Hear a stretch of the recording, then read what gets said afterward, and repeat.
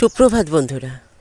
দেখুন, ঘড়ি আর ক্যালেন্ডার দেখে সব সময় আমাদের সময়কে চিনতে হয় না।